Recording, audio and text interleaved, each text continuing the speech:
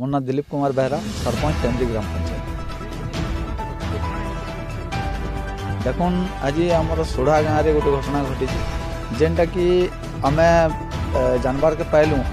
जे गोटे छुआ के झुरी मारबार आलरे गोटे पिला डाकी नहीं जाइए और ताके मर्डर कर सेनुर स्थिति एंता देखला जना लगुच से दुष्कर्म भी करा 4 ରୁ 5 वर्षिया गोटे झीटे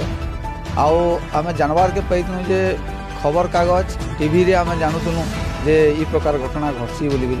कि अंचल रे गोटे शोकर छाया खेली जाइए गोटे छुआ गोटे के प्रकार निर्मम भाव हत्या करा अंचल लगी आउ समाज लगी गोटे माने गोटे बहुत दुखर कथा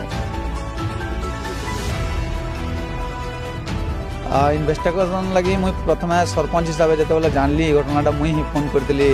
पाइकमाल पुलिस के आपरे सियाड़ू सब माने एसडीपीओ पुलिस टीम आसन और इन्वेस्टिगेशन ठीक चली बोलिकी लगुच आम इनू अच्छू इन्वेस्टिगेशन सरवार पर ही हाँ ताकू आम ग्रामवासी और समस्ते जिम्मा देचु पुलिस पाखे से स्वीकार भी करिचे इनु गाँव में जिते बेले बेसी लोग होइछन ताके पतरा उतरा करिछन से कहिছে जे मुई कामटा करिछे सेंता किछि आमे तो नहीं जानी से ताकर घरे रहउतला आ ओई काम कला पर ताकर जन हत्या होइछे तार पर से ताकर घर के भी जाइतिला आ से छुआटा हजी जाइछे बोली कि से कहउतला बोली आमे सुनवार के कहि देखुन ये घटना तो मुझे जिते बेले जानली 2:30 बजे आउ 3 बजे आड़े फोन कली 4 बजे आड़े पुलिस पहुँचली आ सेतकी बेलू इन्वेस्टिगेशन चली